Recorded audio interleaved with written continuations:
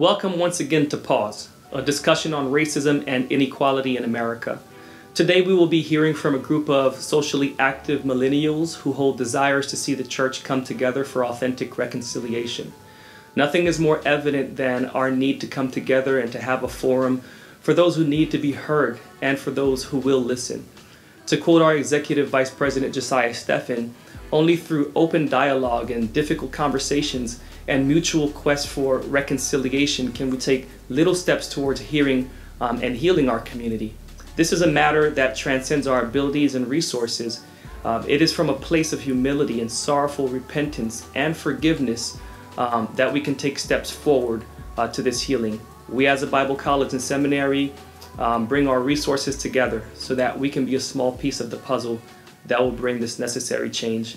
I really do hope that you enjoy this discussion, but most of all, I hope that your heart is completely changed and touched by God to take further steps towards reconciliation.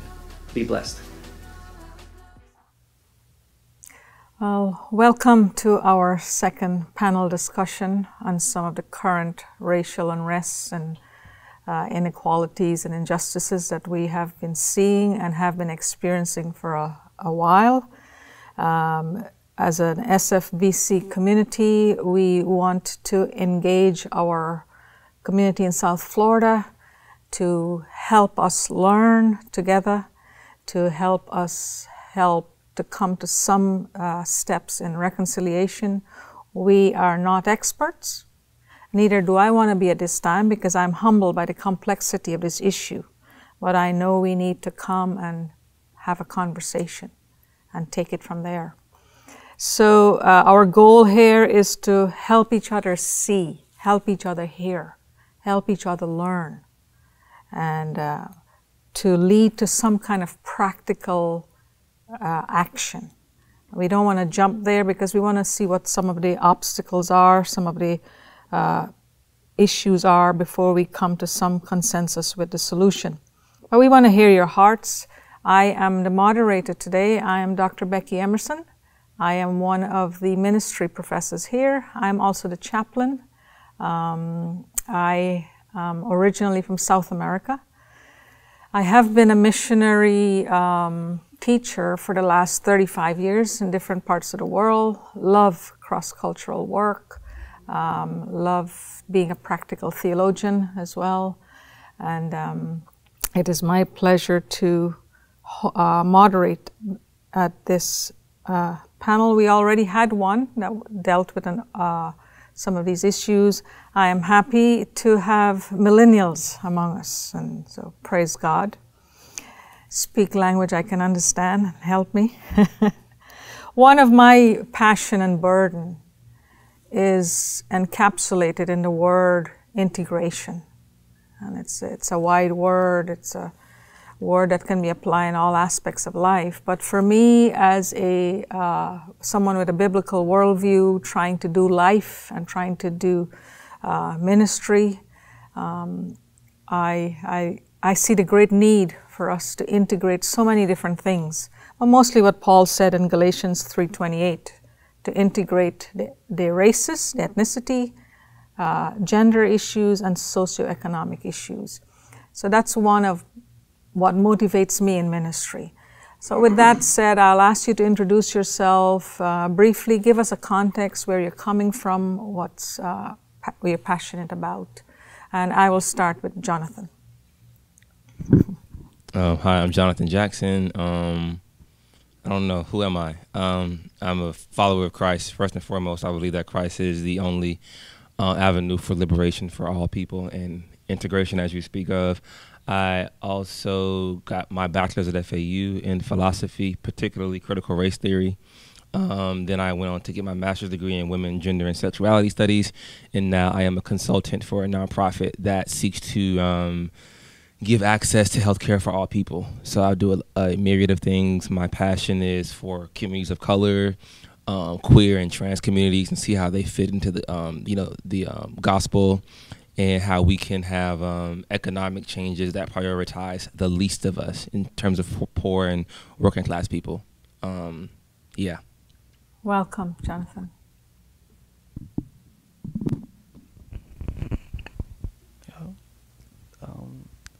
I'm David. I am a student here. I'm pursuing my master's in divinity.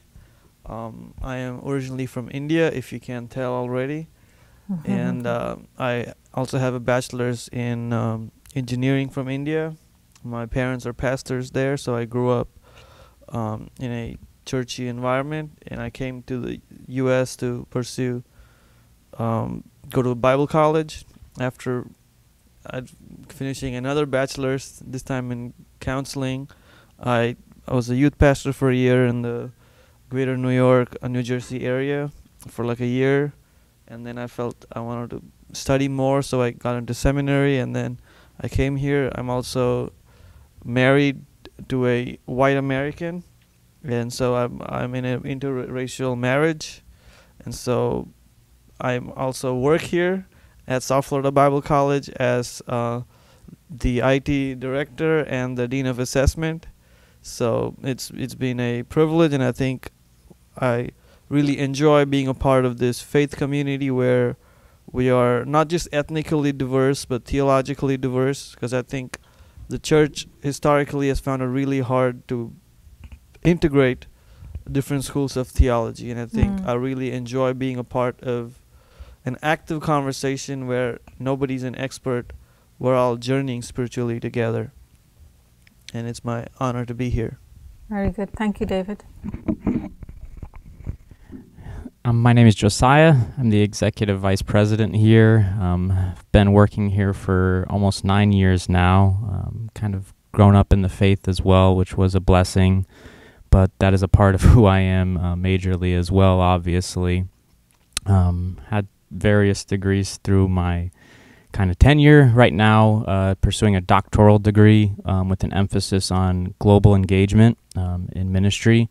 So kind of engaging the global community of Christ, and that's been kind of eye-opening. But I'd say my role here today is just to listen, to learn, and to kind of provide maybe minor input where needed. But I just want to listen and learn through this process, because I am learning, and I will admit that about this racial tension. It's something that me as a white American, I haven't had to deal with most of my life, to be honest, but it's something that affects all of us, and that we need to be aware of it, and we need to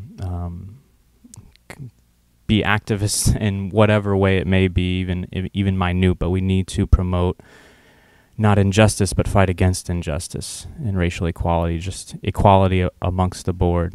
But I'm just happy to be here to listen and to learn from each and every person here, and hope that we can just talk openly, and that's kind of what I hope. Yeah. Thank you, Josiah. Hi, my name is Isaac Petit Frere. I'm often referred to as Isaac Frere. Born and raised in South Florida. Grew up in a Haitian home. Also the son of a minister.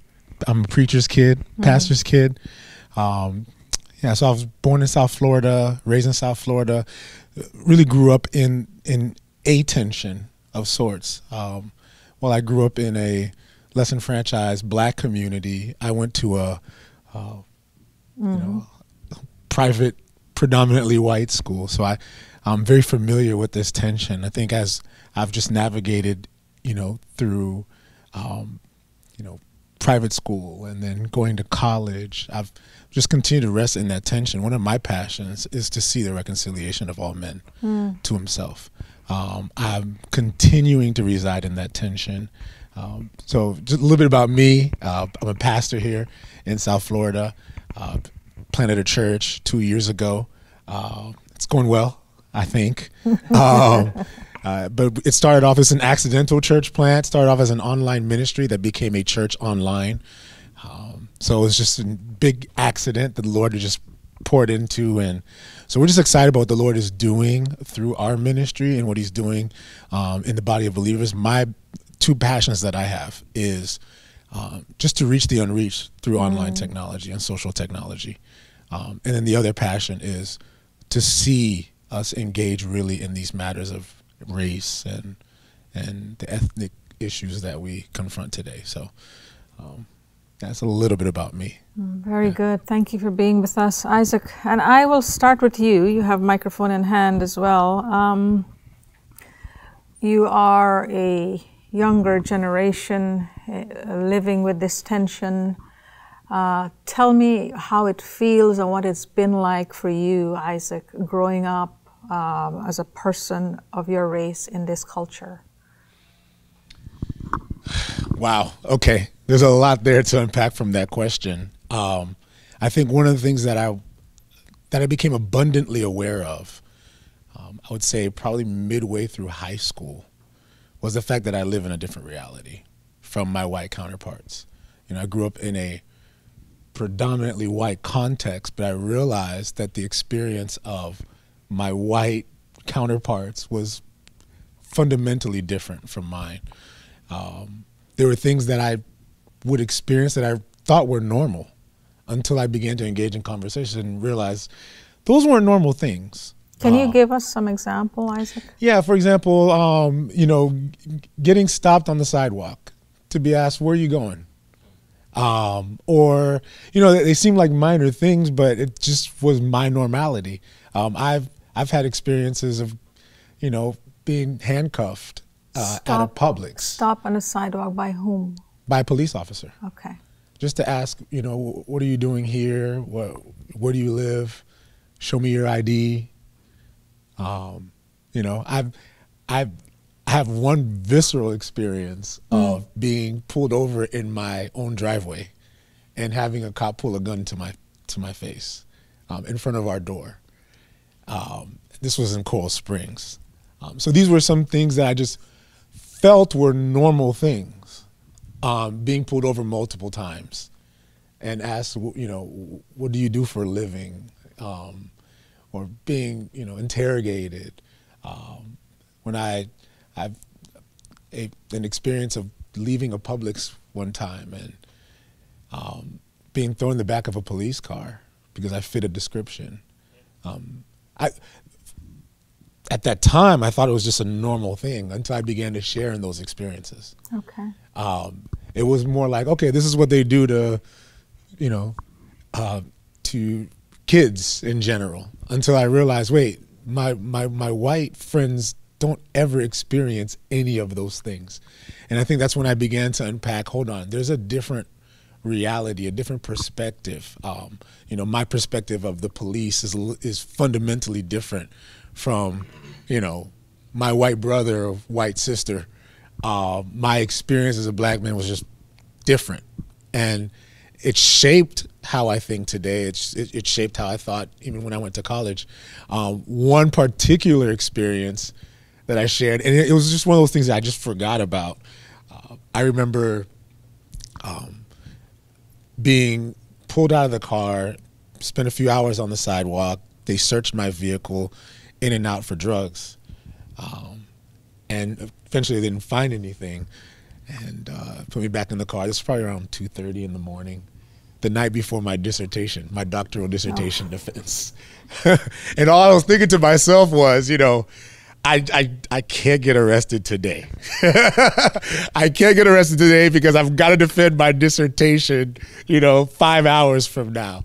But these are some of the normalities that I've experienced. And I think that's in part why there's this sort of emotional response from some of the things that we're seeing now. Yeah. You know, with the George Floyd situation or with Ahmaud Arbery. It's just dredging up the multiplicity of instances that we've encountered, you know. Tell me a little bit about some of those emotional feelings. Oh, wow. So with Ahmaud Arbery, that hit home. And the reason why it hit home was because 2 nights before the Ahmaud Arbery video had come out, you know, I live right off the beach, and so I'm a cyclist. I don't look like it because I'm still a fat boy, but I'm a cyclist, and I was on a 20-mile ride on A1A, and I was actually pulled over by a BSO who, you know, just asked, well, what are you doing on this side of town? And so I didn't deal with it at the time. So the trauma of that particular experience, which was just a few days before Ahmaud Arbery, it just wasn't dealt with. So when I saw the Ahmaud Arbery video of a black man jogging down the street, it just it required me now to confront the traumas that I just never really addressed and never really dealt with. With the George Floyd situation, I think I was already in a very sensitive place emotionally. So personally, as I was just navigating through, how do I, pastor my church through this? How do I, talk to my sons about this? Because, I've got, an 8-year-old who now he's very impressionable. He's very aware, and he's going, why did this happen? What's going on? So he knows there's a certain tension right now in our country. So how do I navigate through that as a father? So I was already dealing with that, and then George Floyd happened, and I think what was most traumatic about the George Floyd incident was it really provided a visceral image of the systemic issues in our country today, right? This idea of this man being suffocated. Because the reality is the black community often feels that particular way, that they're being suffocated. And I think there was just a response from that, because we can all associate ourselves to some degree and in some fashion to what we saw and witnessed with George Floyd screaming, "I can't breathe." Yeah. All right. Thank you. Thank you. Jonathan, I'll ask you the same question, and then I'll ask David, bringing an outside perspective as well, and Josiah to respond to it. But I'll ask you, and I'll come back to you, Isaac. You said it shaped your thinking, and I want to know how. Okay. Yeah. So, Jonathan? What's the question? How are you dealing, and how has all of this affected you being a younger generation in this racial tension? How has it defined you? Well, I don't know. I think that we're often like even the question where people always ask me, how does it feel to be a young person in this or whatever? And like, I have been doing, like, I felt like my youth ended at like 22 when I was like started to read Nietzsche and started to read like Kierkegaard and like, Bonhoeffer, all these really smart people. It just robbed me of my youth. So I haven't really felt young since I was like 22. And then I think that, questions of age and like generation are also kind of counterproductive. I feel like if you're alive right now, you have a responsibility, unless you're like 8, like his kid is. But we all have a collective responsibility because we've inherited a mess. Like, we've inherited this, so it's all of our responsibility to do something with that.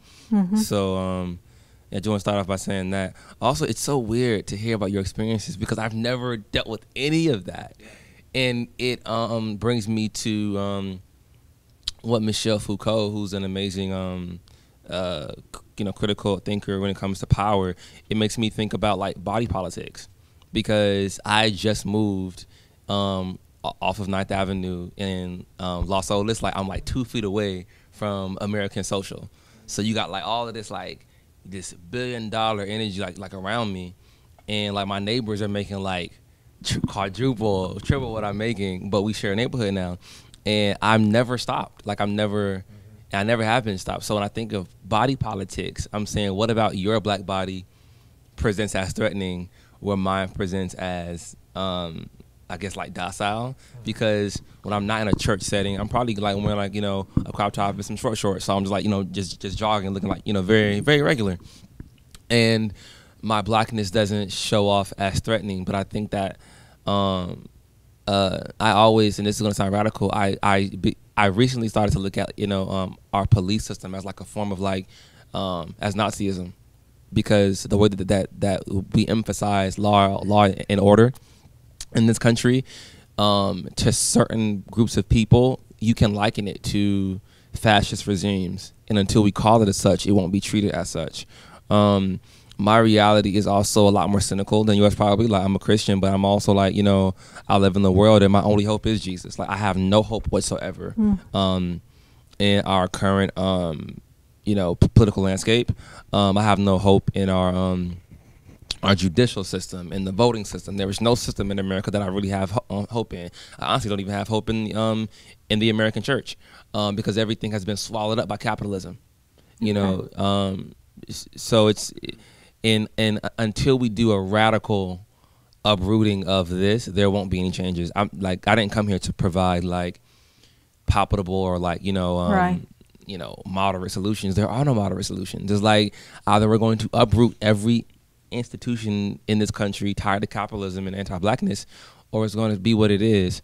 And I think we need strong, visionaries to imagine a different kind of world, because I'm no longer, I didn't even watch the George Floyd video. I didn't watch that because I think that black folks are always forced to watch public lynchings on our timelines, and I ain't doing that. I'm just not doing that. So I didn't watch that video, but I've seen a break in the social contract back in 2015 or 16 it was, when Philando Castile was murdered in front of his child and his mom, and his girlfriend, and I cried. I cried, and I didn't think I could ever see an image on the news that would really bring me to tears. And I don't think I've ever really recovered since then, as far as the what we call the racial tension. So I'm very numb right now when it comes to these kind of topics. Okay. But that's good, because it can make me a lot more pragmatic and think about solutions. I don't have really any emotional investments in this. Okay. I have a lot of pragmatic and philosophical investments to see what does heaven on earth look like. What does the abolishing of our current political and judicial system look like, and how do we prepare a world for working class folks, for poor folks, people of color? What does that world look like, where we really do what Jesus asks us to do, which is to make the world for the least of these? Like, what are we doing for the people who live paycheck to paycheck? What are we doing for the people who 5 years ago would have been considered middle class, but there is no middle class anymore because the wealth gap is so ridiculously impossible. So all of my thinking stems from a liberation theology. Okay. Yeah. Okay. So thank you, Jonathan. Now we'll talk a little bit more about some of the pragmatics and what we think about it. But I'm glad you identify the numbness, which is in many ways protecting a lot of emotions that are under that. And right now that you're being pragmatic, at least you're doing something in that sense. But I'm praying for a day when those two will merge in a more holistic way. And thank you so much for sharing that. David, share your heart on racism in general and your response to our two panel. Well, just hearing the heaviness, I think I don't even know what to say. I just want to listen, because I don't feel like I am adept at these issues or even know enough to speak into these things. But I just want to say one thing. Growing up in another part of the world where I just know human beings are so into self-preservation. The race is just one thing we resort to divide ourselves. Yeah. I come from a culture where casteism will be a very big discriminatory factor. Cisco in Silicon Valley right now is facing $1 billion lawsuit because Indians of a higher caste discriminated against the Dalit in Silicon Valley in the USA. And so I've seen some of that. I've seen myself and my brother, there's a lot of colorism. And so my brother is like just a tiny bit of a darker shade of brown than me. But if we walk into a bank, the manager or the person will first talk to me and not to him. Or I've experienced subtleties like that. Over here, I lived in Texas, and I had a very good time, faced nothing of anything. But I went to New Jersey, around New York, segregation is real. There's black neighborhoods, there's brown neighborhoods, there's Puerto Rican neighborhoods, and there's Dominican neighborhoods, and there's Jewish neighborhoods. Yeah. It's very, very, very segregated. And I think South Florida is far more integrated, but it's still like, I think it's a far more complex issue of humanity and our identity. And I think the church has really sucked. Has really sucked for me, because in my country, with all the racism and colorism and everything, the church is kind of like a binding factor. Socioeconomically, like you'll have the Dalits, you'll have the upper caste. Of course, Christians are not perfect. You'll have Christians in the church showing that kind of things. But as leadership, as people, we're like, no, we are the kingdom. Our identity is children of God, and coming over here, when I see a predominantly white church or a predominantly black church, and churches that do try to be multicultural, it's a very, very hard gamble. It is. And It is. and I think that's what pains my heart, is the identity that is tied into something that is not the cross. I think it's very deep, and I think even like he was talking about the political system. I mean, I speak with my wife on this. I speak with a lot of people on this. I think it's, as a Christian, I feel embarrassed that the political system has split the church wide open. Yeah. The church is now red or blue. I mean, more than any other color. And every issue socially, we cannot address, or we are not in a position to even talk about reconciliation because we are so split up. The political system, at least in America, has split the church wide open. And I'm just giving an outside observation, because from in other countries, and my brother lives in New Zealand, and over there the big talk is about Asian privilege. Because Asian families are socially more mobile and all that stuff. And so, but from an outside perspective in America, I would say the church is very much, there's the confluence of politics and how the church has taken sides, alienating one another. And I think that's why at least our what do you call that, our closeness or our bondedness to the political system prevents us from actually showing or even talking about reconciliation. Yeah. Yes. It's interesting that you said that, because I was thinking about going back to capitalism, or going back to how capitalism is like running the government, and how like you can't say certain things in church, or you can't like have certain kind of conversations without thinking, well, what are my donors going to think, or what are the politics of my donor? Like, how do you compare the American church as a political institution, or as a institution of like power, to like the global church, like the churches that you have come from? Like, is there more mobilization where you're from? Is there more community-based churching where you're from? Very good question, John. I think that's a very good question. I think part of it also has to do with culture. I think I also come from a collectivist culture. I think American culture is more individualistic. I think like people of color are more, in a sense, more communal oriented than white people in one sense. I mean, at least that's my observation. I don't know. I mean, I could be wrong. There's everything is like about individual liberties and individual choices. But people of color is more so. There's a collective side of thinking. There's more community orientation. So where I come from, I had to understand that as part of my personal experience was like stop going with the grain, because kind of like the collective makes your own decisions, and you're kind of like your beliefs don't turn into convictions unless you individualize it and personal. So I think there's a give and take we need to do from both sides, and I think the American church is not perfect. I think the global church is not perfect. I think if you come to India, you can speak a lot into the issues we face there. So I think there's we are still being conformed to the image of the Son, and I think we need both. We need collectivism, we need individualism, and I think when one thing takes precedence over the other is when we get where we are right now, which is not good. Yeah. As a traveling teacher, missionary as well, to add a little bit to what David is saying, I will come back to what I shared earlier. That's my passion, is integration. Some communities go to the collectivist extreme, and I think in America and in the West generally, we go to the individualistic extreme. And to come back to a kingdom mindset, we need to find both. As an individual, my conviction within the group. And so I think I have seen the political alignment with churches in other places and in other countries. This is a human thing that we do, but I've never seen it so exemplified and so personified now here. So anyways, so that's I'm glad you're bringing in the church. We will talk more about that as well.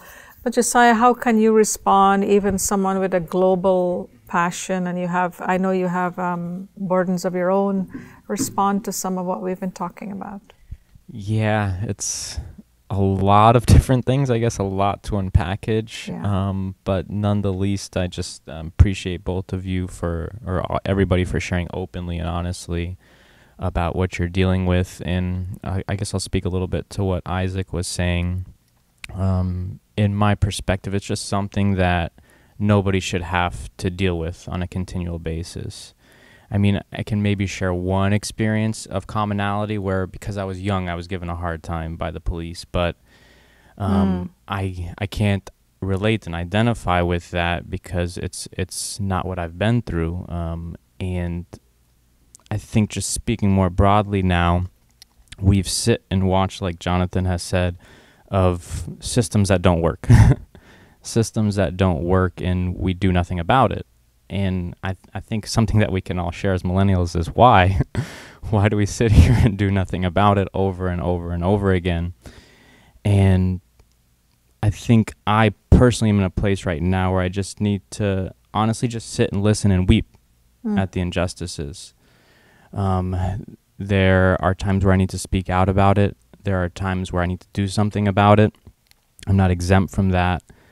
But I think until, I'll say, the white community sits and weeps and shares in that injustice in a little bit, shares an understanding and empathy of it, nothing will happen as far as it comes to the racial tension. We need to sit, we need to understand that it's, even though it's, if you compare it to maybe 100 years ago, it's smaller or microaggressions of racism, but it's still racism in the least, no matter what. So we have to understand it's not acceptable, and that's a hard thing for many people to do, and I don't know why. I know I'm speaking in circles, but I guess it's just a symbolic nature of the frustration that's going inside of my heart and inside of my mind. As far as we see it, it's becoming more evident, thank goodness, because now we're aware of it and we know that something needs to be done. And I'm in a place of, now what do we do? What do we do collectively? I understand we can't do it alone. It needs to be done collectively, hand in hand. I guess put some hand sanitizer on first, but it needs to be done hand in hand, and we need to work together towards dealing with this systemic racism in our country. I mean, it's... Do you think millennials are more ready to do something than the generation before you? I don't want to be naive and say yes, but my immediate response is yes, and screaming inside my heart. But if Gen Z, millennials, try to do something without the experience and knowledge and things maybe that the older generation has been through, just like I just said, it needs to be done together. Right. If we try to do it alone, it will just create more divide and more separateness.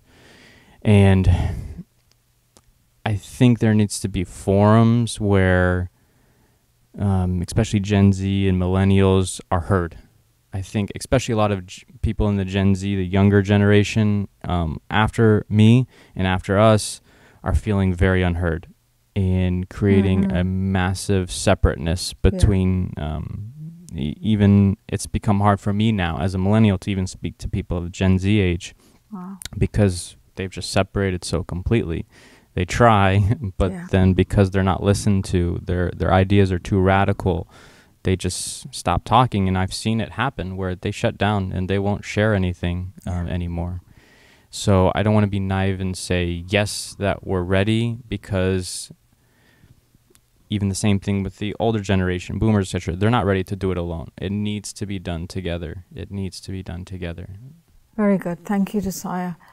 Isaac, I know you want to jump in here, but I want to come back to you just to, again, help us see and understand. You said some of these things that you've been through has shaped how you think. Can you walk us through a little bit of that? Yeah, before I do that, I kind of want to speak into a little bit what Josiah was saying. I think if there's anything that the black community is frustrated with, is the passivity of the white church. It's to sort of just sit and watch. And I think part of the reason why there's this passiveness is there's a theological disconnect here, right? There's a theological disconnect that's led to, call it missiological passivity. And the theological disconnect is that when you let political philosophy inform your Christianity, Yes. right? So what we're seeing right now is we're seeing the consequences of conservatism and capitalism and the influence that it has on the church, that it takes salvation and only individualizes it. So because it individualizes salvation, yes, righteousness is only an individual thing. It's not an institutional thing. correct. Right? So it's, hey, we have to work out our salvation individually. But the whole systemic issues, all that, we're just going to wait for Jesus to come and sit on the throne, and then it'll all work itself out. Not realizing that the work of the church is both individual and it's also communal. Yeah. And so when we begin to think of what the world's brokenness looks like, it's a theological thing.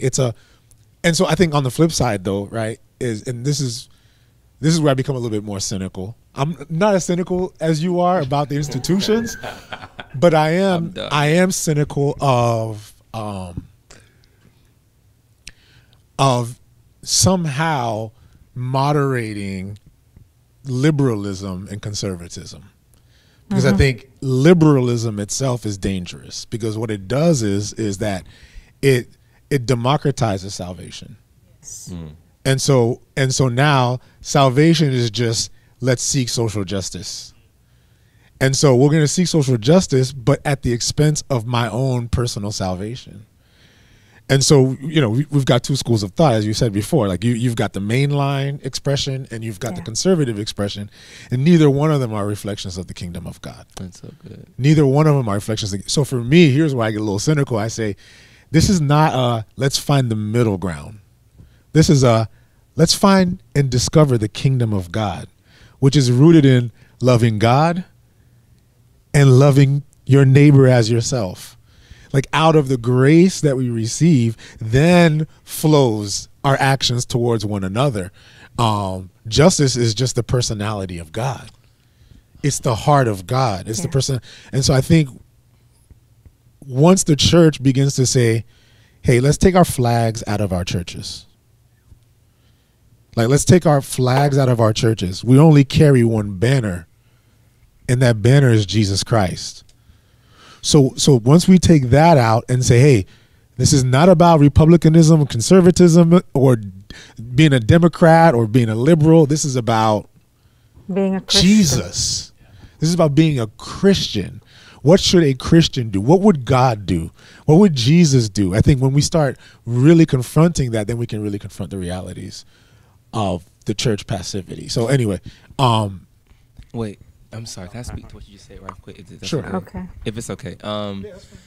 I think what you were talking about, justice. I think because everyone goes to, well, we have to be civilly disobedient. We have to be very, like, I can't stand the phrase peaceful protest, because it has become a media device to keep people docile from like demanding like revolution and change. And as Christians, we forget that not Jesus, but God the Father had whole cities and towns destroyed in the Old Testament for injustices. Like, he had people come in and like, destroy their whole line from the granddad to like the fourth, to just destroy the whole city. Like, God categorically abhors injustice. In Proverbs 31st, the 31st chapter of Proverbs, God talks about what justice looks like in a leader. So it goes back to also what you were saying, David. Like this, America has created its own version of Christianity that is very docile, that is very politically motivated, and it isn't just a question of ideas. It's how do these ideas translate to actual liberation? Because when you talk about taking down these flags from the church, I'm somebody who also, this is gonna sound radical, I don't believe in borders. Like, this is one nation. Like, this is one world. We have to figure out what works best for each of us. But borders as this exclusionary system doesn't allow for communal and humanistic progress. And even that idea just sounds radical. Like when people say, let's live in a world without policing, people think that's just crazy. But they don't know that like before this system that we have now, there were communities that didn't have heavy police presences. And so we have to reimagine what church looks like, what our world looks like through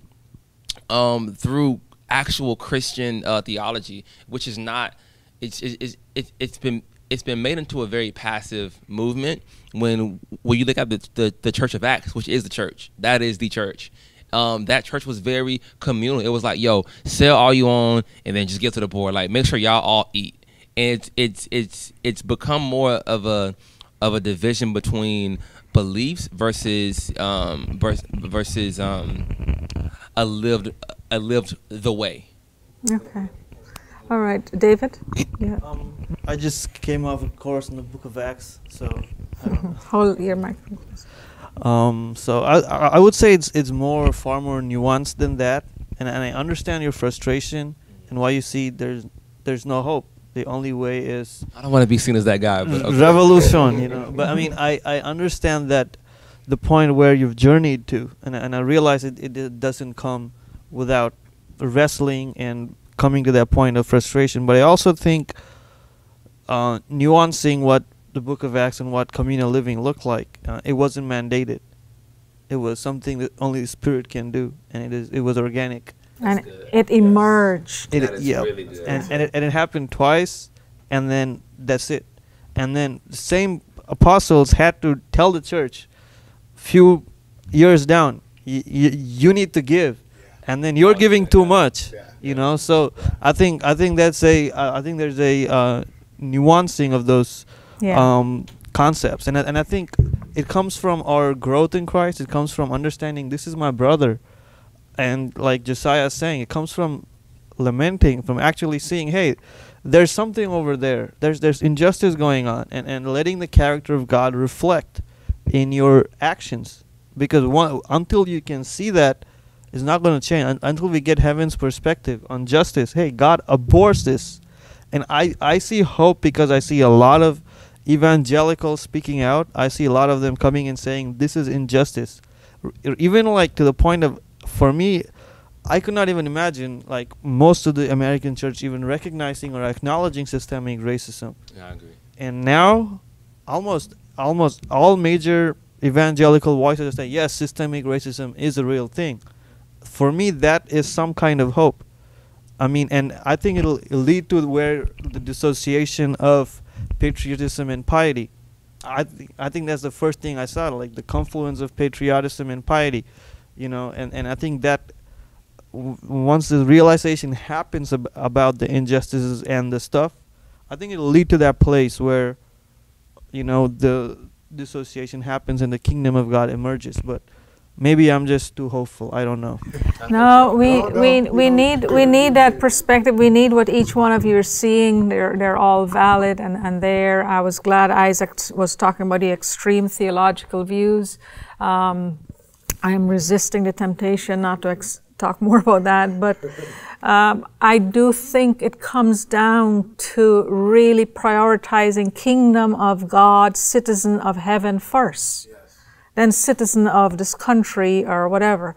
But I was naive for the longest while, Isaac, as I am thinking theologically, if we embrace this relational God, everything else will flow. And I'm learning that that is how it should be in only one way. There is another way of this social, practical, putting things in place to hold systems accountable, people accountable, so that within those boundaries, this grace can work within us in a deeper way. So I am asking if the millennials, who in my mind, as Josiah is saying, dealing with things like, you know, a systemic thing, philosophical thing, sociological thing, but also relational things. Gosh, the love of a brother. To lament for a fellow brother or sister. This is something I am seeing in the millennial generation more than I'm seeing in ours. And I want to be careful with my nuance because I see some. I see hope. I see some churches that are doing it. Not enough and not consistently enough. And that gets me. But humanity is humanity.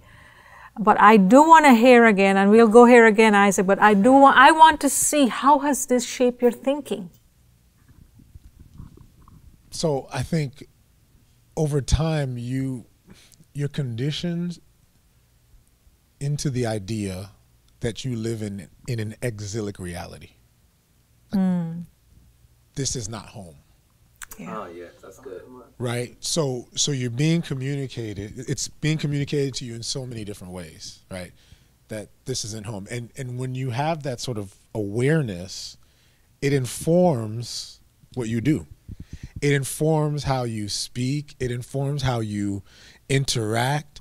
And again, I mean, it leaves you in a place where I'm here, but I don't have a seat at the table. I'm here, but I'm not really invited. I've kind of crashed the party. Yeah. You know what I mean? So I've kind of crashed the party. So when you know, especially as you kind of elevate, and you know, as an undergrad, you hear little things here and there, like, oh wow, oh wow, that's interesting. Wow, that's interesting. I don't expect guys like you to think this to do this kind of thing. And then you go, wait, hold on, guys like me, right? Or again, we talk about these little microaggressions. They add up, right? And what they communicate to you is, they communicate to you, you don't belong here. Yes. You don't belong here. And so, and as a consequence, it affects how I navigate through business relationships, partnerships. So what happens now is that if I have a frustration about something, I don't speak, because it's going to come at a cost. I've got brothers who have said this, like, I'll say things out loud because I'm becoming a little bit more vocal about just experiences that I've had. And I've got brothers who will, you know, private message me like, hey, that was me too, but I'll never do that. Yeah. I'll never say anything about it because it's going to cost me my job. Bruh. And so, and then there are, you know, let's say they're in the workplace, right? There are certain rifts that everyone deals with in the workplace because we're humans. But when a black person has to muster up an incredible amount of courage to speak on just normal things that human beings deal with. The reason being is they'll say to you, me confronting you costs you nothing. It costs me everything. Yeah. Right? And so that whole idea of just this exilic reality, you really can't fully be yourself unless you're around your black brothers. Can I speak to that? Yeah. Yeah. I think when you mention work, that is so funny because what is it called? This like double consciousness that I think Du Bois speaks of. Clearly, James Baldwin speaks of that too. But having to sort of like perform a very palpable blackness so people don't feel threatened by your presence or whatever. Yeah. I've totally just like divorced myself from that, and I just speak out, you know, whenever I feel like it. And it's a poetic to it. And I think that black people, well, I'm not going to tell black folks what to do, but I've had to learn a poetics of that, to how to be poetically angry, how to be poetically outspoken. Like at my church and at my job recently, I've had to say like, yo, like the marker or the face of like Black Lives Matter has traditionally been this straight black man. But I'm like, what about trans people who are black who are getting killed in the streets? What about queer people who are also getting killed? What about black women who feel largely ignored in these spaces? And shout out to black women who don't, you know, who aren't here right now, but they're definitely here in spirit. It's just like it's kind of like when I read 1 Timothy, or not 1 Timothy, when I read Philippians, and you would never think that Paul is in prison when like he's reading this, because he's reading it with he's writing with so much poetic theology and just such a sophistry and such like a language that really pulls you in, that you really forget that he's suffering right now. But when I think of speaking out, I think of Paul. You know, Paul says, I've had much and I've had little, but in all things I've had to learn to be content. If people who speak out against injustice are not willing to lose everything, then what do you believe in? And I mean, it's kind of like Dr. King. Like I see like a lot of people now who are just like afraid to die because of this stuff, and it's just, it goes with like this American version of comfortism and like consumerism, where it's like my life has to be, you know, comfortable or whatever. Like I feel deeply moved now that I live in Los Olas, where it's like, dog, like if I say the wrong thing, I'm gonna lose all this, and I don't really, you know, I ain't trying to lose my nice yard and stuff. But it's like, so who you fighting for then? That's you right. know, and I think that the illusion of comfort makes you so docile to these institutions. And I've had to think about, like, I always go back to that scripture. Like Paul said, I've had much and like I've had little. I had to learn how to be content, because Paul wasn't doing this for himself. Correct. Because if Paul was doing this for himself, he would have just like said, you know what, I'm gonna just die, go be with Jesus, I'm out of this. Like Paul is saying, I'm only here for y'all. And I think that I don't mind losing things for the sake of truth and justice in Christ, because when you lose something for your own selfish ambition, you got it, like you out here on your own. But when you lose things for advancing the kingdom, God got you. See, now you got deep.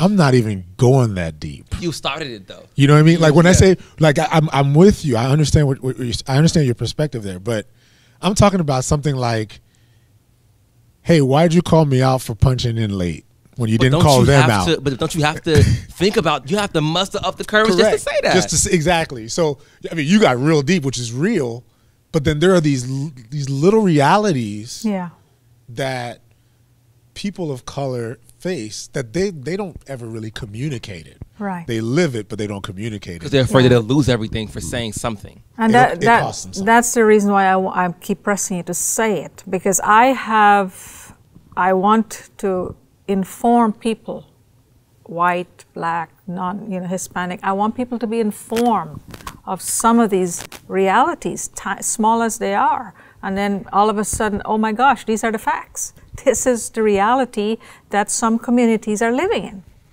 And self-preservation is our worst enemy. And we need this higher cause. And I'm glad you brought up the kingdom and the priority of the kingdom. So my next question will be, and David answered it already, how do you think the church is doing? So I'll ask us to be analytical and gracious. Josiah, I'm going to start with you. Okay.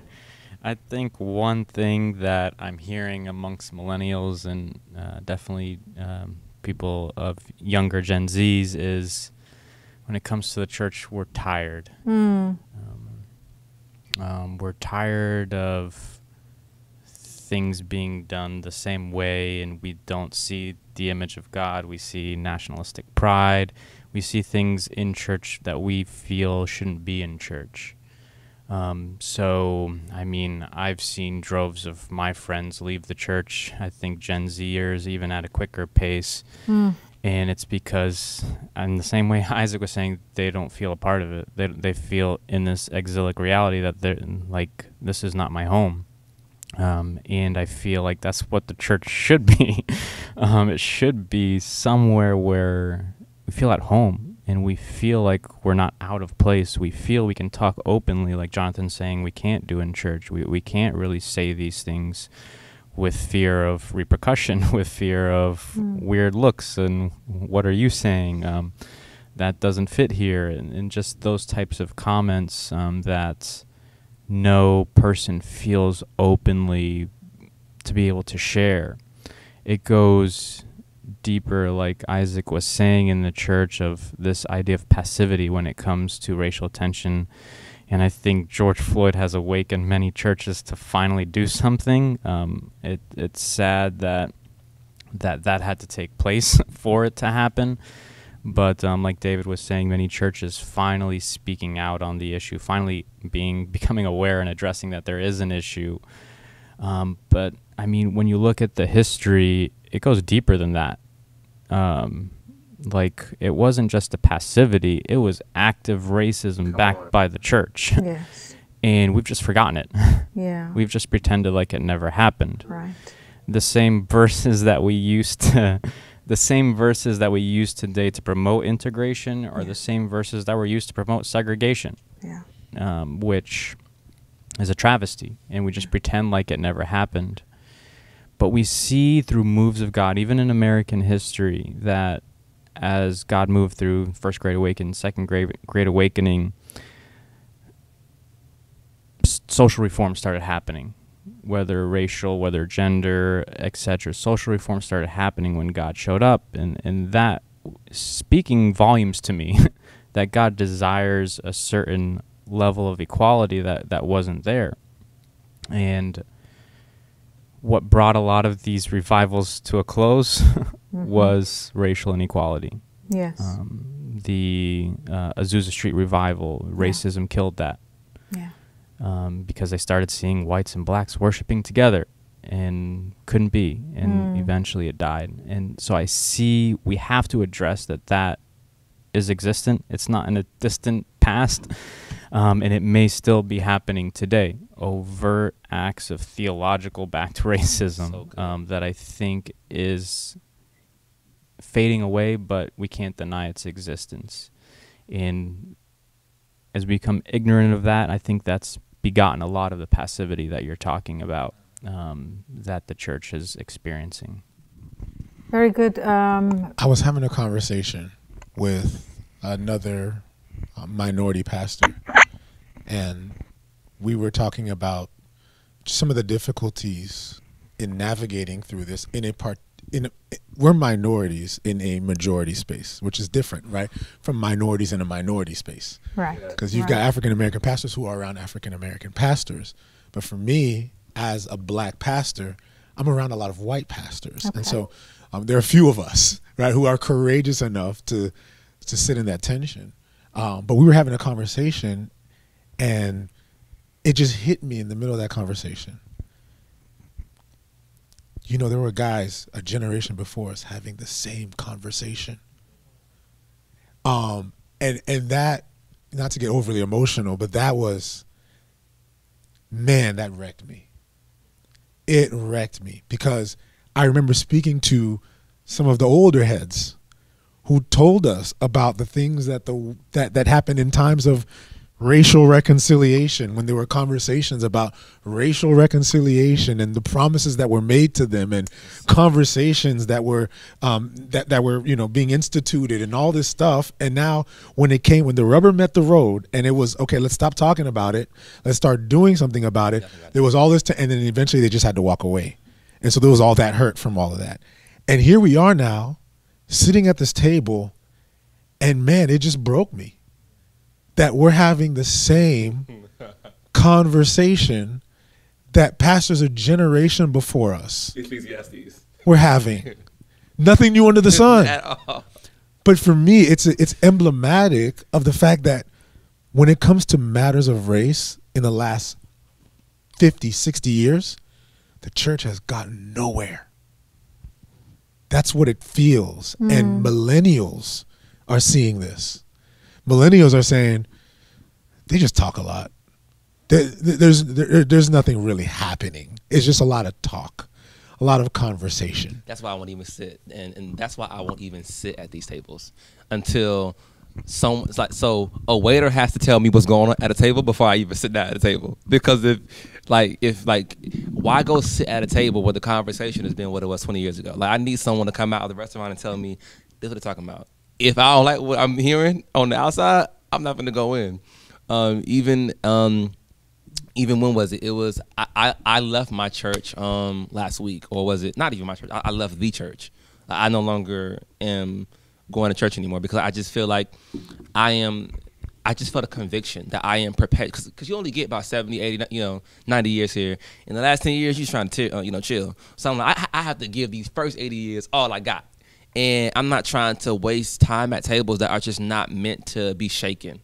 And I don't like resting in hopelessness. I think the thing is that people just say, oh, John, is it easy not believing in anything? No, it's very difficult because I want to believe in something. It's just that the things that I am presented with do not inspire hope. And then you look at, things like Jesus. Like, Jesus didn't laugh a lot, but he definitely wept.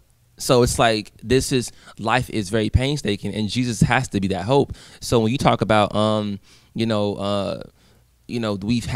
having the same kind of conversations, that frustrates me too, because I'm like, well, who's having a more progressive conversation that can, render results? Because I'm tired of sitting at tables that just have, reified conversations of integration that do not provide for the least of these. I'm not going to sit at those tables anymore, because now I'm wasting my time when I could just set up my own table, which I am doing, by the way. But yeah. Right. Thank you. Would you describe it as a scenario that is hope deferred and your heart is sick? Absolutely. But I'm not hopeless. Right. That's good. The gospel compels me. Very good. To be hopeful. I think we can learn from our past. Yeah. Because I think what we did is we thought about, hey, what do we do next? Not really addressing the core sin. Very good. In our country. Our country has not repented. Yeah. We have not grieved our sin. We've tried to move on from it. Very good. And because we've tried to move on from it, but I think the conversation is a little different now. Yes. And that's why I'm a little bit more hopeful. Okay. Let's confront it. Very good. All right. We are having, in my opinion, a very informative and heart discussion, and that's part of our goal. If you are to identify, this is a big complex issue, but make it a bite-sized, doable issue, can you identify one issue and then a possible solution? We've talked about the church and the intergenerational divide and the isolation you feel, things like numbness and hopelessness and not totally hopeless. What is one of the issues? Saying there's a theological issue is wide, but can you zoom in one issue that we can handle? What would that be? I don't think we can handle anything. That's kind of very specific, but I think one issue, like, I don't think the issue is fundamentally racism. I think the issue is fundamentally capitalism. And I think the marriage of the two is the problem. So I think if you start to immobilize working people and you start to, mobilize poor people, I think that's the beginning of revolution, which is weird because that's really what the church was founded on. Like, the church was founded on, like, the working, like, Jesus came to liberate people who didn't have, like, whatever they didn't have, it was, that was what the church was, like, founded on. So I think the one solution is to think about where are we spending our money, where is our money coming from, because I think that the capitalistic flirtations of the nonprofit world, i.e. the church world, works as a system that makes its citizens, makes its congregants all very docile. So I think we have to be very conscious of what stewardship looks like, very conscious of what is getting our backing. Because there are a lot of branches now that are saying, like the church, who is saying racism is wrong because right now it's financially beneficial. Like, if you're not saying that this is wrong, you gonna lose some dollars. So I think we have to think about how to divorce our morals from our pockets, which goes back to the American comfort, the self-preservation. But this is a capitalistic machine, and the fact that 1% of us in America owns more wealth than the bottom 99, of course they're going to influence the church. Of course they're going to influence public policy. So we have to think about who we're funding and where this money's coming from. I think capitalism is, a crime against the human soul. I think what we have done with our working class is a form of slavery. Cheap labor is slavery. What's going on in India, where people are making my phones, is slavery. And until we view it as such, capitalism is going to keep robbing us of autonomy and freedom in that way. All right. Thank you, Johnson. David? I think I appreciate your point, but I think just the 20th century alone shows that Marxism or forced mandated stuff is not going to work. Mm-hmm. And especially I wasn't advocating for Marxism for that. Okay. I'm just no. Because I like him though, but I'm not advocating for total socialism. I hate that word. Yeah, but because I've known friends who lived through the horrors of mandating equality, mm-hmm. and it always devolves into social chaos far worse than what we've ever lived through. And so I would urge caution on that, but I agree with you that the stewarding of wealth by the church and capitalism and the influence of capitalism, and where greed is rewarded, Yes. you know, is definitely something that the church needs to stand up to. And Jesus did deal with the poorest of the poor, and he hung out with the tax collectors and the sinners, and he had the rich and the poor. But anybody can come into the kingdom. But he spoke out against injustice, and the church, because of the capitalistic, I think, greed that is unchecked, you know, is where the church is lacking. They're not holding it greed accountable. Since you've been in both extremes, or you've witnessed both extremes, this mandation of Marxist stuff or versus capitalistic stuff, what do you think is a solution? In terms of that medium. I'm 30 years old, man, and I've barely started getting there. I mean, I'm technically 29, so, but You're kissing 30. Yeah, but I haven't read extensively on it. I've only seen practical stuff, and I don't know what it looks like, but I do know, based on the Bible, that we need to call out greed for what it is. Yes. Like one of our professors here, Dr. Essa, is very, very passionate about it, and I think we need to call out. I think we hear from the Christian side, I hear a lot against, speaking against Marxism and socialism, but we never speak about the evils of capitalism, which exist. Like, greed is rewarded, and injustice is multiplied for 1 million people in the world because of that greed, and we don't speak against it.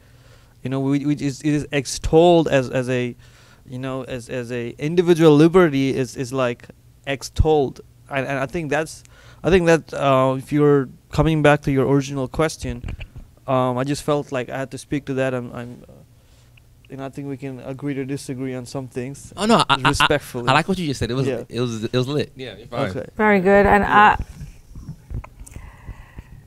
I think the Lord is gracious with our systems. Yeah. And some systems, I make a general statement to both. Some systems lend themselves to abuse more than others. Yes. However, it's the individual who's in the position and in the system that the kingdom of God needs to touch, and all of those things.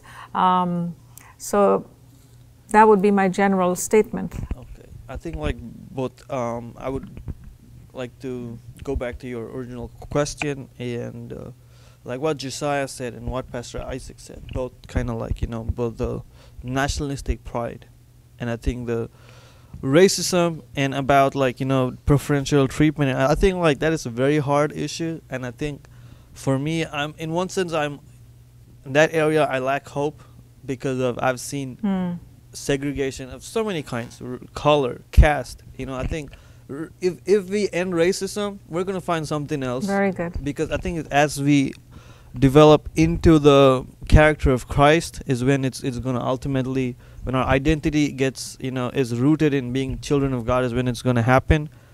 But I think if I can say one issue with the church that can be today action can be taken is this, what Josiah said was nationalistic pride, and what Pastor Isaac said as well, this the flags need to go out of the church. I would say because we need to get to the root of this. This is not a American issue. This is not an American church issue. This is us being the kingdom. I think that's where the identity comes in. We are not human issue. We're not Americans, or I'm not American, but I think that the identity is first I've heard is I'm American. It's not I'm Christian. Yeah. And I think that is something that the church is not speaking on, and it can, because Jesus did not set up a kingdom. I mean, nationalistic pride is so opposed to the life teaching of Jesus and his disciples, Yes. because they had every right, God-given, mandated right to set up and restore the kingdom of Israel, but that's not what God came on earth to do, and is not requiring us to do. Is not to set up a nation. But I understand, I am an outsider, an American. It's really hard for them to even envision this, but I think this is where the church can start. Yeah. Just removing the identity from as a nation, Yeah. and rooting it into Christ. The flag needs to go. Well, fortunately, as black people, I don't feel like me and Isaac has ever felt like this is our home anyway, so we have no problem with, I'm just joking, but I'm not. Okay. Throwing shots, huh? Throwing shots. I think also, David, as an Indian hold very high nationalistic pride more than anything I've seen. Yep. And that's an issue with the church there too. I want us to draw back and see it's a global issue. Yep. And Indians, I think, hold on pride more than a nationalistic pride. They hold on to the pride of moral. I think They're moralists. They're moralists, and I think their culture, our culture, morally is superior than any other culture. And that you'll find that very subtly in your interaction with Indians, or some instances very overtly as well. And I think, like I said, it's a global issue, and everyone has their altars where we need to bring the cross. Yeah, very good. But at the same time, I think, so I absolutely agree. I'm with you. But I think the church must be the prophetic witness in that particular cultural moment. The frustration I think that at least millennials have, particularly speaking with the church, is we don't need any kind of theology to tell us that the world is a broken place. Right? You don't need that. Like, even if you don't know what it looks like or what it's supposed to look like, it's not supposed to look like this. Like, and so for those who are outside the church, even in the church, maybe those who may not have the theological substratum for what the gospel is, they know at least this isn't right. Yeah. Like, I don't know what it's supposed to look like, but this ain't it. And yet what they see is a passivity and a silence in the church and inactivity in the church. So while there is a cultural pressure, Paul speaks specifically against cultural pressures on the church, that the church should be countercultural. We should be going against the grain to philosophies. We should be informing philosophies and ideologies and politics and everything else. So it's, you have conservatism, right? Our Christianity should be informing our conservatism. The check is when we're Christian first before we're conservative. When we're Christian first before we're a Democrat. Christian first before we're Republican. And so now when, as you mentioned before, capitalistic greed, right? One of the core sin issues in the capitalistic ideology, capitalistic greed, which is what capitalism feeds into and cultivates often. What does the church step in on that? The church doesn't really speak into it. Rather, the church just follows the same cultural stream along with it. Profit from it. Yeah, I mean, it's bad, but let's not talk about it. Yeah, so this is really bad. Well, what happens is there's this is bad, but that is much worse. It's so not rather both and, than like either or. So rather than maybe helping alterate the actual system itself with the gospel, we dismiss it and say, you see, Marxism though, that didn't work. Like, that's horrible. We're going, well, we're not saying let's go back to Marxism, but this ain't it, right? And so let's work on that. Let's work on that, and let's inform that with the gospel. So very good. Very good. Yeah, and racism. I think the more conversations I have about racism, the more I'm realizing that I'm playing football on a tennis court. I think what happens is I'm having a conversation and I'm speaking an entirely different language. When we talk about racism, when I see discourses about racism, I see people bringing tennis balls to football fields because they've got one perspective and one definition for it. So as they're arguing with each other, they're playing two different games, talking about two different things. And so I think one of the things that plagues us as a nation, and even in the church today, is this terminology, systemic racism. It's one of those things that we're fighting about and we don't even know what we're fighting about. Yeah. Like, we're arguing systemic racism. What I find, particularly speaking in conservative circles on conversations of systemic racism, they say, I don't believe it exists. Right? So we can't even talk. So there's nothing to talk about. But then when you say, I don't believe it exists, I hear something else. Because my definition of systemic racism is not yours. Right. So one's definition of systemic racism is we have a system full of racists. That's what one side hears. Black folk don't really care about that. So we think of racism as a multiplicity of overt acts of racism. Yeah. Racist people. So when we think of racism, we think of lynching, segregation, overt, kind of explicit. So when we say systemic racism, they just think it's that multiplied, and that does not exist. To a white person, they think, "Oh, you're calling me racist." Correct. I mean, Correct. Like, what did I do? Correct. You know, I see your suffering. I mean, I want to stand with you, but for them, I think, at least with having conversation with some of my white friends, for them, they feel even if they acknowledge systemic racism, they think like they're being called racist. I must be racist. I'm inherently racist. Right. Which I'm okay with them feeling that way, because people need to take responsibility for their complicity in the matter. But when you're talking about systemic racism, we're saying every major institution in this country has racialized undertones that disenfranchise people of color. That is not, even if you eradicated every racist person, racism could still function because the system itself. And there you go.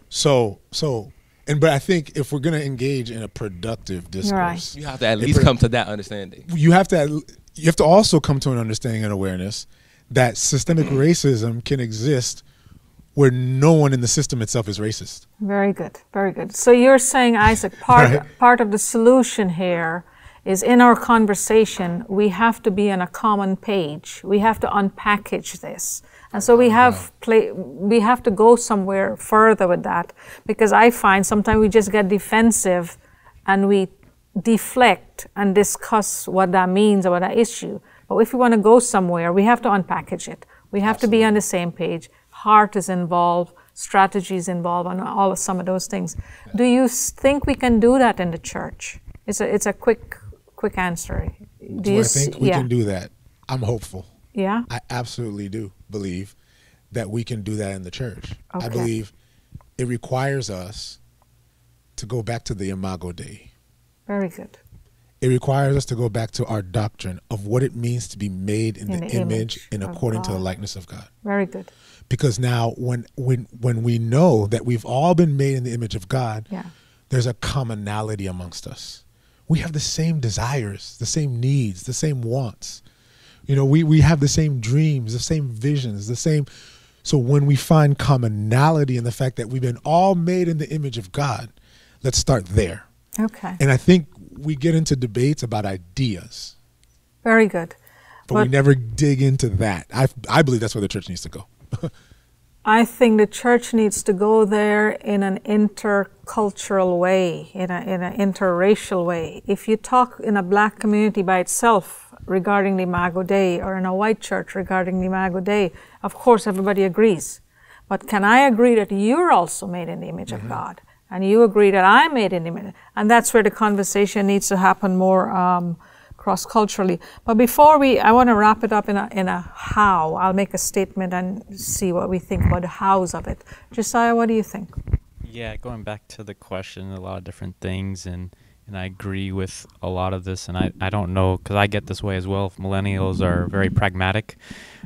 We want to do, and I think we need to look at this issue within the church that we're talking about from a more principled mindset, because like somebody just mentioned, like if we get rid of racism, something else is going to come, because we haven't found the root of the issue. And I think the word that keeps ringing in my mind in helping the church deal with these issues and grow out of these issues is transparency. Because if there's a transparency with the money, then that will help. If there's a transparency with how I'm feeling, it would lead to us talking more openly about issues and actually come to the table where everybody feels welcomed. So that's the thing that really comes to my mind, is a sense of transparency and openness within the church that I feel is non-existent, maybe due to hierarchical structures, maybe a few different reasons behind it. But I think that's where we need to go first, in addressing that lack of transparency within the church. Very good. Very good. I want to bring us back to what I have observed in millennials that makes me hopeful. in the midst of the numbness, in the midst of the hope deferred, in the midst of all the frustration, and I don't know how, but I want to, is the reality that I see among millennials and Gen Zs and all the generations, is that you guys are more relational. You know when something is off, but you have a relational frame. And so the statement, authentic relationships with people that are different from you can be one of the solutions. Yeah. And I find this, someone said this to me, authentic relationships with people different from you can be this bridge that all the philosophical, theological have not touched. And I see this in the Good Samaritan. Yes. So where can you see that and speak into that as a how? On that people, relationships with people that are different than you, ethnically, in this case, racially. It's interesting that you say the word bridge, because I'm founding an organization called Bridge, where we actually talk with people who do not. Jermel was on one of our meetings the other day on Zoom. But that's what I'm trying to do, because I think when we talk about these very big ideas of like systemic change, that we forget that the system is built on, you know, through people. And so the organization that I'm founding now, we are talking to white folks, we're talking to, you know, queer and trans folks, to straight folks, to men, to women, to atheists too, because, you know, God didn't just send Jesus to die for the church. He sent Christ to die for all of us.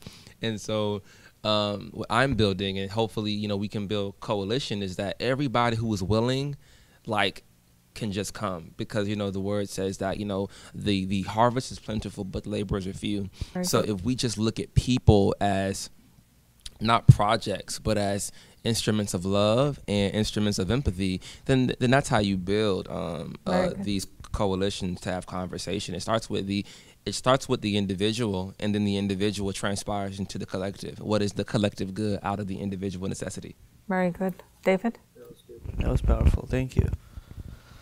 I would say I was also having a conversation with Jermel, and I think spending time in prayer, I think God took me back to the Good Samaritan. And it was kind of like funny in your conversation, you just mentioned that, because what we need is a dressing of the wounds, and to understand that there's injustice that's happened, that this man is my brother, is broken, is wounded on the left side of the street. And I think that's how the black community feels in some regard, and people who've experienced injustice in general, if you want to broaden the scope. But I think they have seen the Levite, they've seen the priest, they've seen our prayers, they've seen our talks and our walks, they've seen the conversations, but we need the addressing of the wounds. We need the taking up. Hey, let me carry you on my donkey, you know, let me carry you on my vehicle, and provide in my Tesla. You know, and you know, I think that's where the church needs to, and I think that's what loving your neighbor looks like, and I think that's where we need to go back, is to actually see the hurt and say, okay, let me just address the hurt before I can talk about truth, before I can say, oh no, you're believing wrong things, this is what God has designed you for, right. This is the truth, you know. But before we can speak truth, hurt needs to heal. Very good. And I think that's where we need to start, and I think that's a little bit of the how is the Good Samaritan. But Josiah? Yeah, I think bringing lament into this is important, because we really have to unpackage that statement. It's easy to look at it and say, yes, that's going to be great, but I'm not saying that statement's wrong, but what is truly authentic? What does it look like? Right. Very good.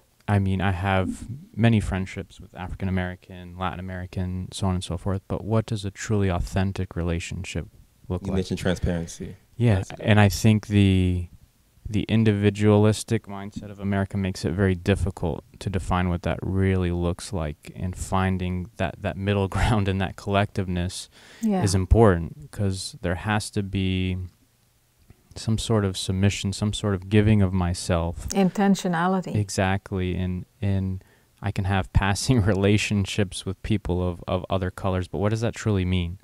Is that really solving the issue? Is that really fixing the issue?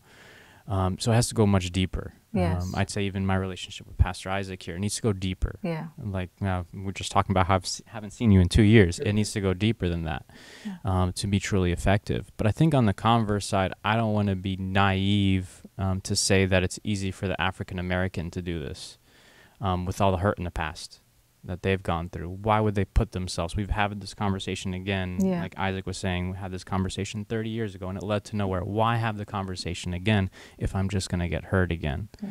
So I think we need to be aware of that, at least myself as a white American, that, hey, this is much more difficult for the African American to put himself or herself out there than it is for the white American. Like you said, like I lose nothing, but they lose everything. Yeah. And I'll go even farther, using some of Jesus's principles, that conversations need to happen with people who are the perpetrators as well. Very difficult conversations in relationships. For example, love your enemies. So, in other words,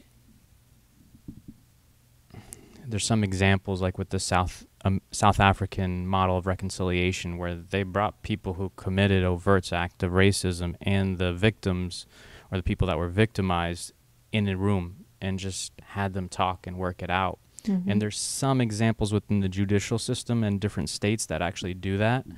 But I won't get too much into criminology, but I think that needs to happen as well, where we need to actually promote these. It doesn't need to be like full-on like best friend relationships, right, but conversations need to happen with people who are perpetrators of these acts, even if they're microaggressions. And difficult conversations need to be had. I don't know how that's going to happen or what that's going to look like. Right. I don't think to know all the answers, but there's going to be no healing. There's going to be no movement forward if the victim and the perpetrator aren't in the same room talking. And I feel like our judicial system here promotes the defendant to remain silent. In other words, don't say. They rarely ever put a defendant on the stand. And it's promoting this passivity. It's promoting this silence on the issue. Well, I'm hoping that our churches can position ourselves to do some of that more, and that's, to promote some of that, even if the judicial system doesn't. It starts with us. Isaac, speak into the Good Samaritan model about authentic relationship with people that are different from you, being part of the solution. Yeah, I had a talk maybe 2.5 years ago on the power of proximity, just being proximate. Mm-hmm. The more you sit down and just have conversation, the more you begin to see the humanity in the person, and not their race or the way they dress or their mannerisms or whatever may seem different. Yeah. Their vernacular, right? Everything is just different. Black people talk differently. Right. We have a different context, right? So I think there's I absolutely agree with you. There's a power in being proximate. I think in this cultural moment, we're seeing more crystallization the other way.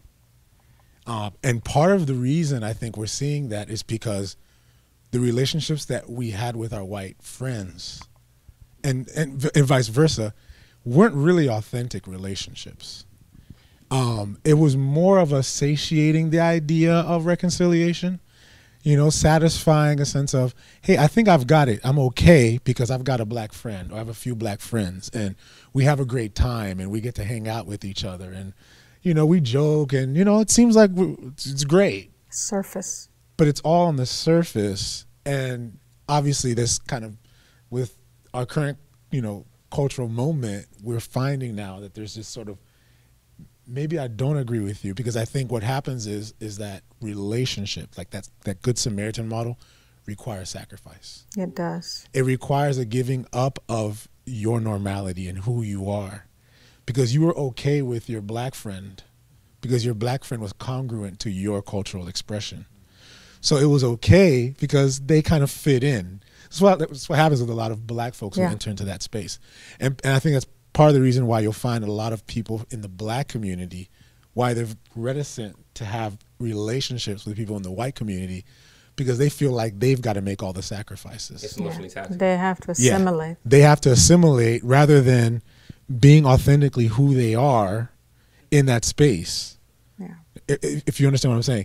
So I think that's in one part what the Good Samaritan model looks like. But I think in another part, and I've had this conversation with some white pastors on this, they say, well, what do we do next? How can we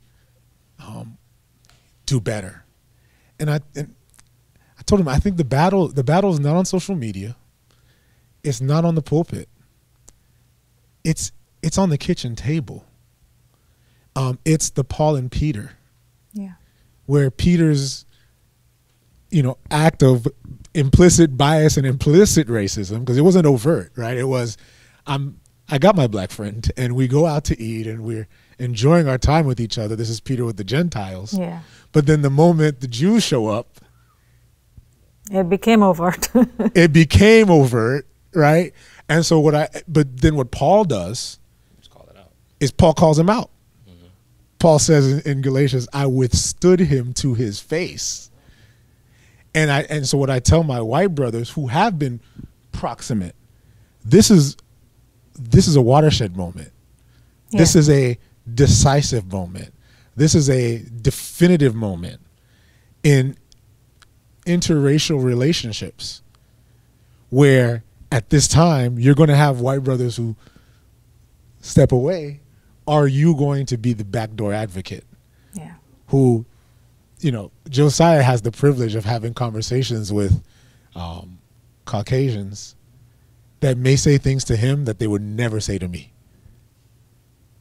So will Josiah withstand him to his face? Right. That's good. Very good. Right? And so I think that's what a Good Samaritan model looks like. It's be proximate, but you're going to have to sacrifice. Right. You're going to have to give something up. Yes. And be an advocate behind closed doors. And publicly as well. And publicly as well. And Josiah asked the question, what does an authentic relationship look like? And you are particularizing that, some of the intentionality, the sacrifice. To do all of that, in closing, I want to say we need a stronger kingdom worldview. We need something to hold us on a common ground as to why we do what we do. And, how does your Christian worldview inform what you do? It's the question. That's the piece that holds us together. I have learned through all of this to do humanity. I've been taught to do Christianity. But to be a Christian is to do humanity. Do as unto the Lord.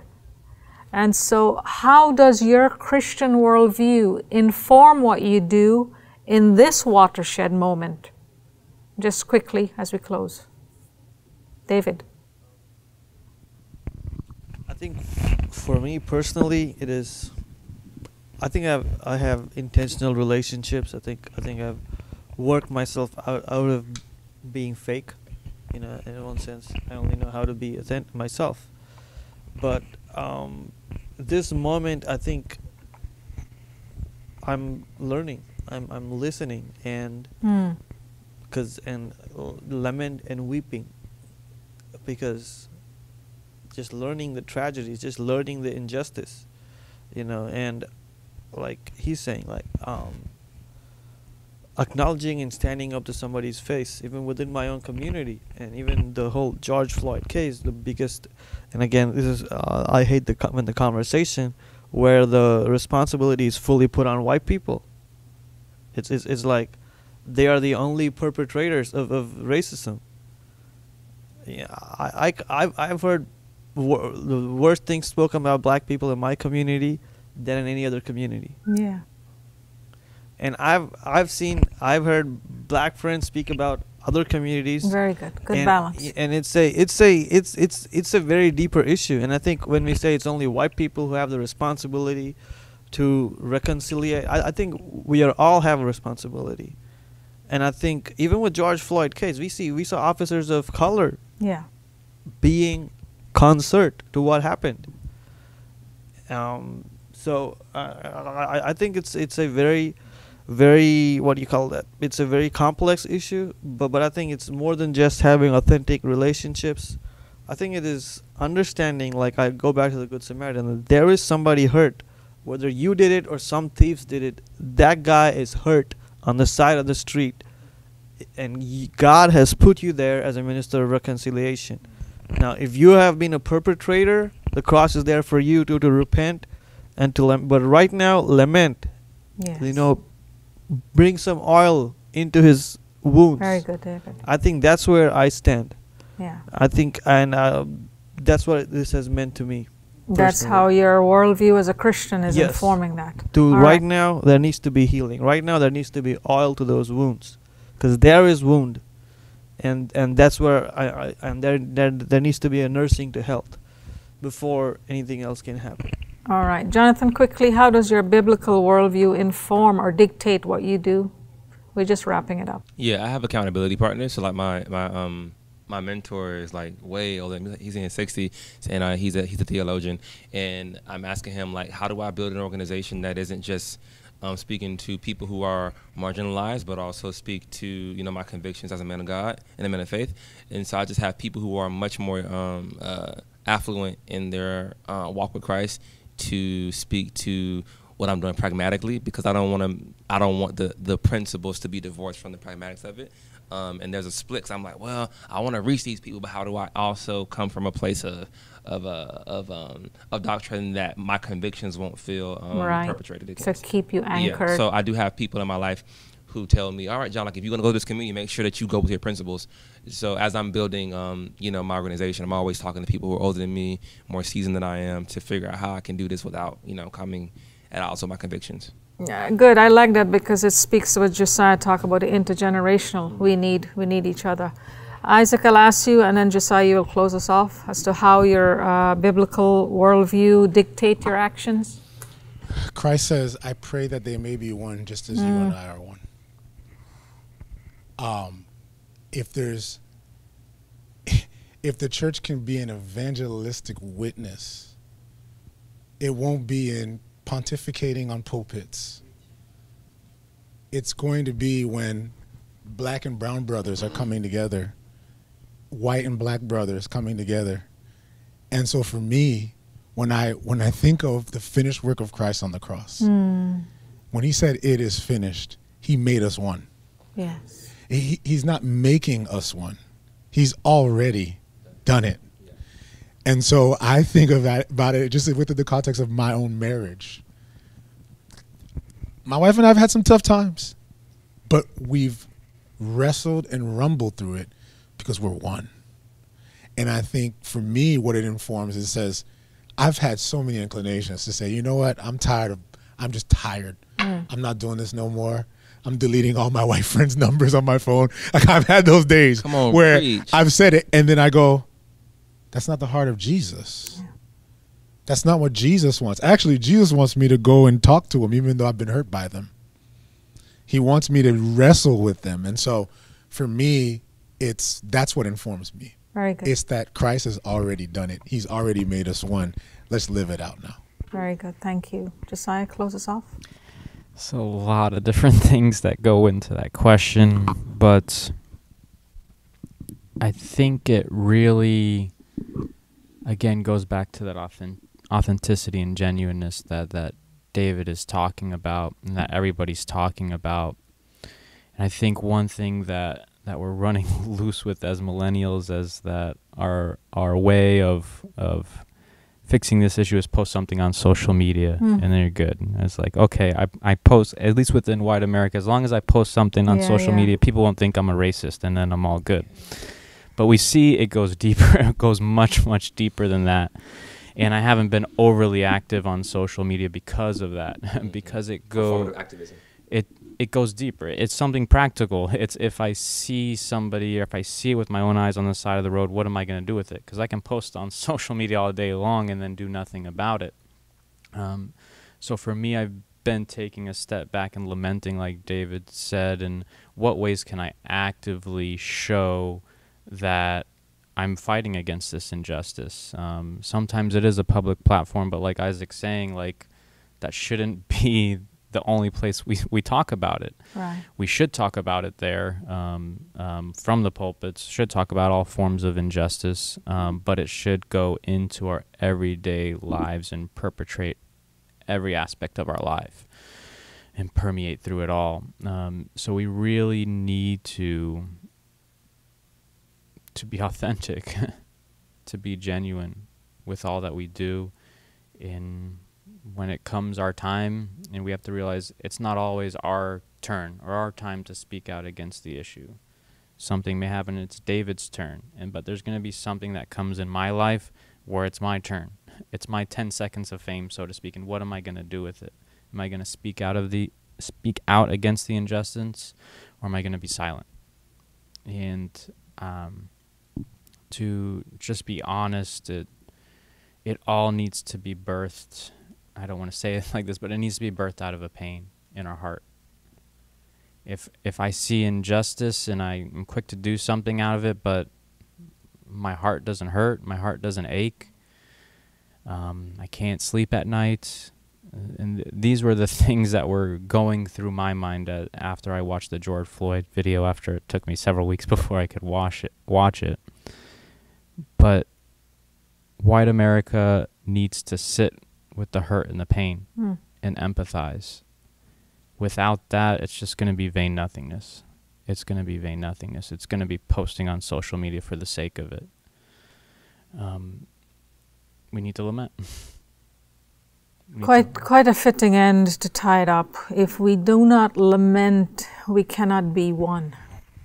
If you do not feel the pain for real as a fellow person carrying the Imago Dei, you cannot repent for real. And so on that note, I thank you all for bearing your hearts. It's been wonderful discussions, and I pray to God it goes further with wherever the Lord has placed us. Thank you so much. Once again, thank you so much for joining us on Pause, a discussion on racism in America. We pray that you were truly completely touched by this discussion. Please continue to keep in contact with us on social media, on our Facebook, Instagram, and YouTube. So again, we hope that you were blessed by it. May God bless you.